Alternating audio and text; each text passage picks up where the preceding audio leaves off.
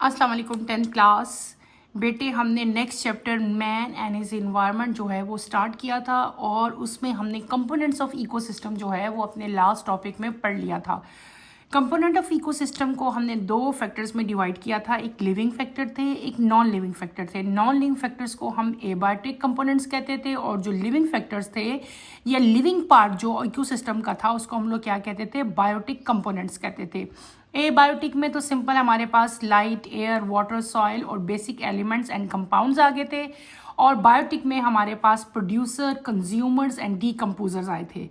लेकिन कंज्यूमर जो है वो सबसे लार्जेस्ट ग्रुप था। उसको फर्दर हमने फिर जो है डिफरेंट कैटेगरीज में डिवाइड किया था। कंज्यूमर को हमने प्राइमरी कंज्यूमर, सेकेंडरी कंज्यूमर और टर्शरी कंज्यूमर में डिवाइड किया था।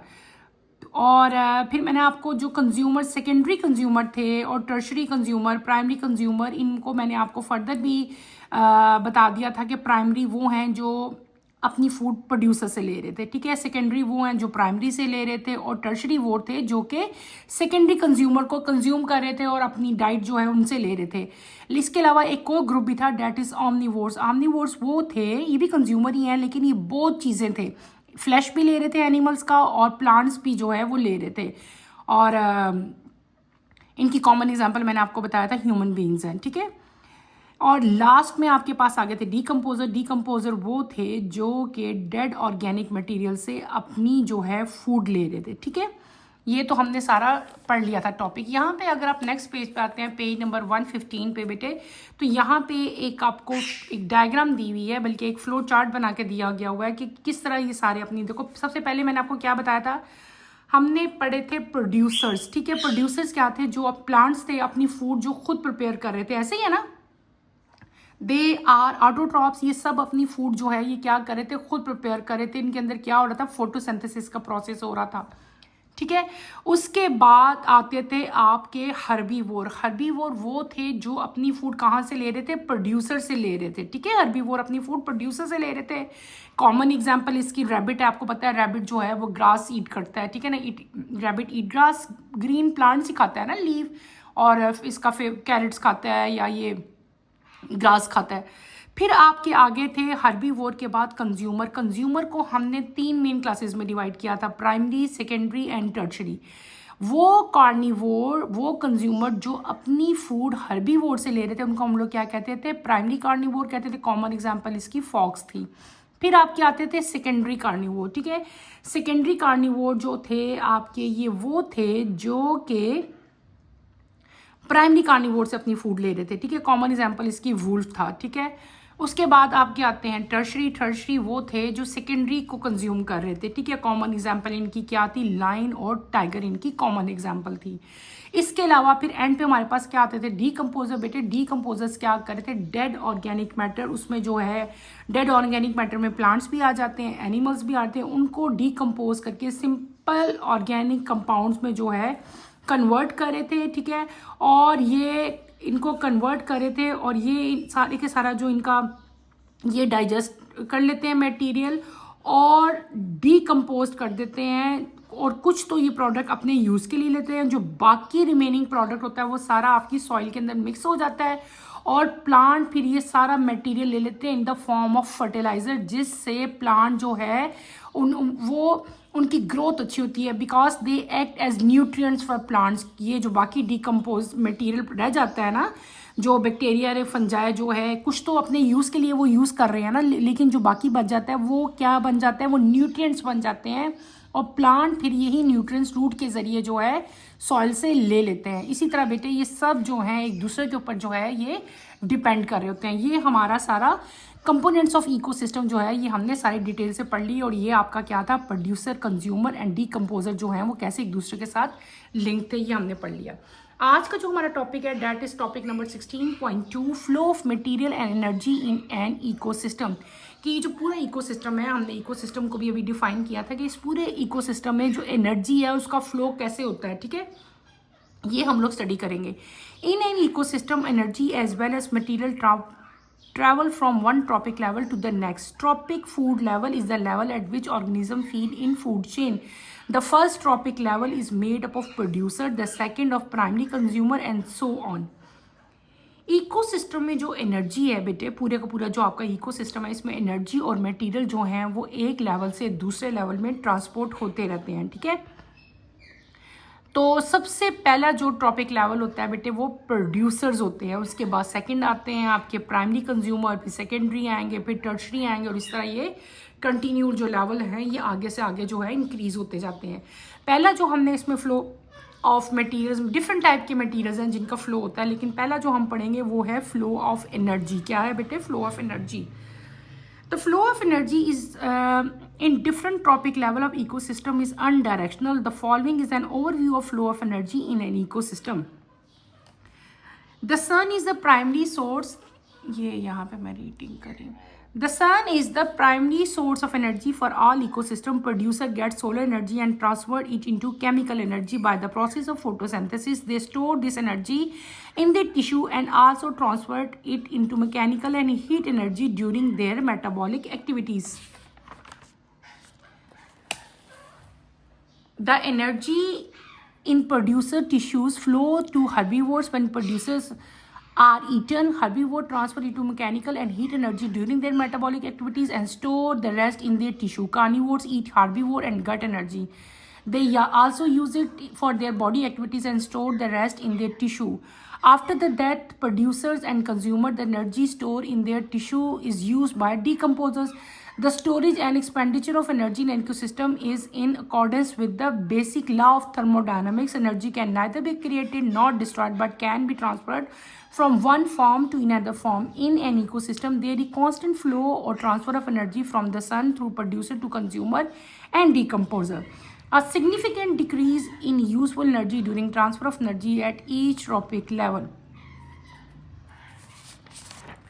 हम क्या पढ़ रहे हैं बेटे? हमने पढ़ना है flow of material. There are different type of material जिनका फ्लो जो है वो इकोसिस्टम में होता है। जो पहला फ्लो हमने पढ़ना है जिस मटेरियल का, that is flow of energy. Energy क्या है बेटे? एनर्जी जो है वो डिफरेंट उसके ट्रॉपिक लेवल्स हैं और अनडायरेक्शनल है, कोई इसकी डायरेक्शन नहीं है, ठीक है। आपको यहाँ पे एक जो है पूरा एक एनर्जी फ्लो का जो है वो एक चार्ट बना के दिया गया जो कि मैं आपको अभी एक्सप्लेन करूँगी।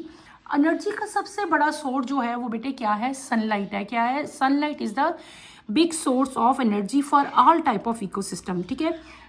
सबसे पहले एनर्जी जो है वो कौन लेता है बेटे? सबसे पहले एनर्जी जो यूज़ करते हैं वो प्रोड्यूसर्स यूज़ करते हैं। जब मैं प्रोड्यूसर्स का नाम लेती हूँ तो बेटा ये बात अंडरस्टूड है कि मैं किसके बारे में बात कर रही हूँ? मैं प्लांट्स के बारे में बात कर रही हूँ। All plants are producer because they prepare their own food by themselves. अब हम पढ़ रहे हैं फ्लो ऑफ एनर्जी, तो प्लांट जो हैं वो सबसे पहले एनर्जी लेते हैं। कैसे एनर्जी लेते हैं? प्लांट बेटे एनर्जी लेते हैं फ्रॉम सनलाइट, यानी कि लाइट से एनर्जी लेते हैं। और इस एनर्जी की प्रेजेंस में वो कौन सा प्रोसेस करते हैं? फोटोसिंथेसिस, जिसमें कार्बन डाइऑक्साइड और वाटर जो है मिक्स होके आपके पास क्या बनाता है? शुगर बनाता है और ऑक्सीजन रिलीज होती है, ठीक है। और साथ में large amount of energy release होती है इन द फॉर्म ऑफ एटीपी। मैंने आपको क्या बताया? मैंने आपको कहा कि ये जो पूरा प्रोसेस हो रहा है फोटोसिंथेसिस का, ये प्रोसेस विदाउट सनलाइट नहीं होगा। इसका मतलब है कि सबसे पहले जो प्राइमरी सोर्स है एनर्जी का वो सनलाइट ही है। और सनलाइट कौन ले रहा है? प्लांट ले रहे हैं अपने किस प्रोसेस के लिए? फोटोसिंथेसिस के लिए। अब प्लांट ने एनर्जी ले ली। जब प्लांट ने एनर्जी ले ली बेटे, उसके बाद क्या हुआ कि प्लांट्स को किसने कंज्यूम किया? हमारे पास सबसे पहले क्या आगे? हर्बीवोर हो गए। हर्बीवोर्स ने क्या किया? हर्बीवोर्स ने प्रोड्यूसर्स यानी कि प्लांट्स को एज ए डाइट जो है वो लिया। यानी कि जब उन्होंने प्लांट्स खाए, इसका मतलब है सारी एनर्जी तो उनके अंदर चली गई। उन्होंने यही एनर्जी जो है इसको मैकेनिकल एनर्जी को हीट एनर्जी में कन्वर्ट किया और इससे अपनी डिफरेंट टाइप की मेटाबॉलिक एक्टिविटीज़ की। और जो रेस्ट जो बाकी एनर्जी बच गई वो क्या होगी? वो इनके टिश्यूज़ में स्टोर होगी, ठीक है। क्लियर हो गया? मैंने क्या बात बताई? मैंने कहा प्रोड्यूसर्स ने पहले एनर्जी ली, उसके बाद प्रोड्यूसर्स को किसने खाया? हर्बीवोर्स ने। जब हर्बीवोर्स ने प्रोड्यूसर्स को ईट किया तो उन्होंने यही एनर्जी जो है इसको मैकेनिकल एनर्जी से हीट एनर्जी में कन्वर्ट किया और इस एनर्जी को अपने डिफरेंट टाइप के मेटाबॉलिक जो एक्टिविटीज़ थी उनमें यूज़ किया, ठीक है। कंज्यूम कर लिया। बहुत सारी एनर्जी तो कंज्यूम होगी, जो बाकी एनर्जी बच गई जो उसको नहीं चाहिए थी किनको? हर्बीवोर्स को बेटे, वो उनकी बॉडी के टिश्यूज में स्टोर हो जाती है। क्लियर हो गया? अब आते हैं कार्निवोर्स। हम भी पढ़ के आए हैं ना सारे हर्बीवोर्स को कौन ईट करेगा, उनको कौन करेगा। उसके बाद आपके आते हैं कार्निवोर्स। कार्निवोर्स क्या करते हैं? वो हर्बीवोर्स को खाते हैं। जब वो हर्बीवोर्स को खाते हैं तो उनकी एनर्जी उसके अंदर ट्रांसफर हो जाती है। वो भी इस एनर्जी को कन्वर्ट करके हीट एनर्जी में अपने डिफरेंट टाइप की मेटाबॉलिक एक्टिविटीज सारी परफॉर्म करते हैं। ठीक है? परफॉर्म करने के बाद जो बाकी एनर्जी बच जाती है वो भी उनके टिश्यूज़ के अंदर जो है वो स्टोर हो जाती है। ठीक है? और उसके बाद क्या आते हैं? प्रोड्यूसर भी चले गए, कंज्यूमर भी चले गए। उसके बाद क्या आएंगे? आफ्टर डेथ, यानी कि जब प्लांट की डेथ हो जाती है या एनिमल्स की डेथ हो जाती है तो यही एनर्जी जो है जो उनके टिश्यूज़ में जो थी स्टोर थी, ये बटे कौन ले लेता है? ये डीकम्पोजर्स ले लेते हैं। क्या ले लेते हैं? डीकम्पोजर। ठीक है? और ये डीकम्पोजर्स ने ले ली। डीकम्पोजर ने ये जो एनर्जी का जो स्टोरेज है, यानी कि पूरा एक साइकिल चल रहा है। सनलाइट से कहाँ आई? प्रोड्यूसर में, प्रोड्यूसर से कंज्यूमर में, कंज्यूमर से डीकम्पोजर में। ये साइकिल ऐसे ही चलता रहता है। आपको अगर याद हो, हमने एक फिजिक्स में हमने लॉ पढ़ा था, लॉ ऑफ जो है हम एक पढ़ के आए थे। याद आया कुछ बेटे? हमने एनर्जी का एक बेसिक लॉ जो है वो पढ़ा था। ठीक है?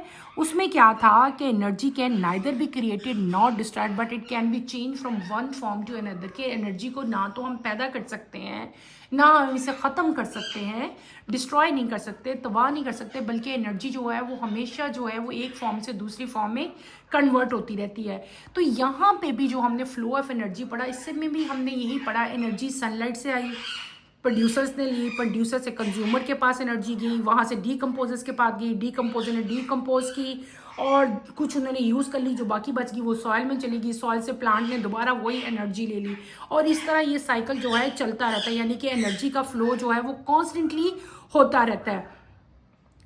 एनर्जी जो है यानी कि उसकी ट्रांसफ़र कांस्टेंट है, इधर से आगे, आगे से आगे, आगे से आगे, और इस तरह ये साइकिल जो है वो चलता रहता है। लेकिन यहाँ पे एक और बात भी बड़ी इंपॉर्टेंट है कि एनर्जी जो है वो कॉन्स्टेंटली डिक्रीज भी हो रही है। डिक्रीज इसलिए हो रही है बेटे, आपको मैंने बताया है ना कि जो हर्बीवोर्स हैं वो अपने डिफरेंट मेटाबॉलिक जो एक्टिविटीज़ है उनको परफॉर्म करने के लिए भी एनर्जी कंज्यूम करते हैं। तो थोड़ी सी उधर यूज़ होगी, बाकी बच गई वो कंज्यूमर्स ने ली। कंज्यूमर्स ने भी ऐसी मेटाबॉलिक अपने एक्टिविटीज़ के लिए एनर्जी यूज़ की, तो एनर्जी फिर उसकी अमाउंट डिक्रीज होगी। इन द एंड डीकम्पोजर्स ने भी ली। तो इस तरह जो एनर्जी की जो एनर्जी है उसके अंदर एक सिग्निफिकेंट डिक्रीज आ जाता है। क्या आ जाता है? इस पूरी ट्रांसफर में फ्रॉम वन टू अनदर। ठीक है? तो एनर्जी जो है उसके अंदर एक सिग्निफिकेंट डिक्रीज आता है फ्रॉम ईच ट्रॉपिक लेवल, जिस तरह वो गुजरती जाएगी। ये हमने बेटे क्या पढ़ लिया? ये हमने पढ़ लिया फ्लो ऑफ एनर्जी। यहाँ पे अगर आप नोट करें, यहाँ पे हमारी एक डायग्राम दी गई थी। अब हम इसको मैं आपको एक्सप्लेन करती हूँ। ये वही डायग्राम है जो मैंने अभी आपको एक्सप्लेन किया, सारा पढ़ाया। हमने क्या पढ़ा? हमने पढ़ा कि सबसे बिग सोर्स ऑफ एनर्जी क्या है? Solar energy. ठीक है? यानी कि वो एनर्जी जो हमें सनलाइट से मिलती है उसको हम लोग क्या कहते हैं? सोलर एनर्जी कहते हैं। ठीक है? ये इन द फॉर्म ऑफ हीट होती है। ये एनर्जी कौन लेता है बेटे? ये एनर्जी लेते हैं प्रोड्यूसर्स। क्या करते हैं? प्रोड्यूसर लेते हैं और ये इसको सोलर एनर्जी को किस में कन्वर्ट करते हैं? केमिकल एनर्जी में। और ये एनर्जी किस फॉर्म में यूज़ होती है? किस प्रोसेस में यूज़ होती है? फोटोसिंथेसिस में। किस में? फोटोसिंथेसिस में हीट इसमें से इवॉल्व होती है और डिफरेंट टाइप के फंक्शन जो है वो प्रोड्यूसर जो है वो परफॉर्म करते हैं इस एनर्जी से। अब क्या हो गया? अगला आपका स्टेप आता है हर्बीवोर। हर्बीवोर क्या करते हैं? वो प्रोड्यूसर को ईट करते हैं, प्रोड्यूसर पे डिपेंड करते हैं अपनी फूड के लिए। जब वो प्रोड्यूसर ले लेते हैं तो ये एनर्जी इनकी जो है मैकेनिकल एनर्जी कन्वर्ट हो जाती है केमिकल एनर्जी में। ये इस एनर्जी से अपने बहुत सारी मेटाबॉलिक एक्टिविटी जो है वो करते हैं और बाकी एनर्जी जो है वो इनके टिश्यू के अंदर जो है वो स्टोर हो जाती है। उसके बाद आपके आते हैं कार्निवोर्स। कार्निवोर्स क्या करते हैं? वो भी इसको केमिकल एनर्जी में कन्वर्ट करके अपने बहुत सारे मेटाबॉलिक एक्टिविटीज़ में यूज़ करेंगे और जो बाकी होगी वो भी इनके टिश्यूज़ में स्टोर हो जाएगी। एंड पे जब हर्बीवोर्स, कार्निवोर्स या प्रोड्यूसर जब इनकी डेथ हो जाती है, जब ये ख़त्म हो जाते हैं, तो इनकी डेड ऑर्गेनिक मैटर जो है इसको डीकम्पोज करने आते हैं। कौन? डीकम्पोजर। यानी कि वही एनर्जी जो है वो अब किस लेवल तक पहुंच गई? वो पहुंच गई डीकम्पोजर्स के पास। ठीक है? डीकम्पोजर्स ने भी क्या किया कि ये सारा डेड ऑर्गेनिक मैटर डिकम्पोज किया। कुछ इन्होंने यूटिलाइज़ किया कि इन्होंने डिफरेंट अपने मेटाबॉलिक एक्टिविटीज़ थे और जो एब्जॉर्बशन में सारा डाइजेशन जो इनका प्रोसेस था एब्जॉर्बशन का, उसमें इन्होंने यूज़ की। ठीक है? बाकी जो बच गई वो सारी की सारी आपकी जो है वो सॉइल में चली गई, ठीक है, या उनकी बॉडी की डिफरेंट एक्टिविटीज़ में यूज़ होगी, ठीक है। और फिर दोबारा की दोबारा जो है वो सॉइल से जो है दोबारा प्रोड्यूसर सोलर एनर्जी यहाँ से भी ले रहे हैं। इस तरह ये एनर्जी का फ्लो जो है वो एक ट्रॉपिक लेवल से दूसरे में, दूसरे से तीसरे में, तीसरे से चौथे में, और ये चलता रहता है। क्या? एनर्जी का लेवल। एनर्जी जो है वो एक फॉर्म से दूसरी फॉर्म में कन्वर्ट होती रहती है, लेकिन एनर्जी ना तो नहीं पैदा हो रही होती है, ना ही ये एनर्जी का नाइदर भी क्रिएट, ना तो ये नई एनर्जी क्रिएट हो रही होती है, ना ही ये एनर्जी जो है वो डिस्ट्रॉय होती है, ख़त्म भी नहीं होती लेकिन नहीं भी नहीं बनती। सिर्फ और सिर्फ इसकी फॉर्म जो है वो चेंज होती रहेगी, ये ट्रांसफ़र होती रहेगी from one trophic level to another trophic level. ये जो बेटे आज टॉपिक मैंने पढ़ा है ये बड़ा इंपॉर्टेंट टॉपिक है, लेकिन ये बहुत ईजी टॉपिक है, ये अक्सर पेपर्स में आता है, आपने इसको अच्छी तरह से याद करना है। आज के टॉपिक के लिए इतना ही बहुत है बेटे। अभी जो हम लोग जो टॉपिक पढ़े हैं that is flow of materials. बहुत सारे मटेरियल्स हैं जिनका फ्लो होता है पूरे इकोसिस्टम में, हमने सिर्फ एक मटेरियल अभी पढ़ा है, बाकी मटेरियल अभी हमारे रहते हैं। इसलिए नेक्स्ट लेक्चर में हम बाकी मटेरियल अपने कंटिन्यू करेंगे। तो नेक्स्ट लेक्चर की नोटिफिकेशन के लिए बेटे आप चैनल को शेयर करें, सब्सक्राइब करें और लाइक करें। अल्लाह हाफिज़।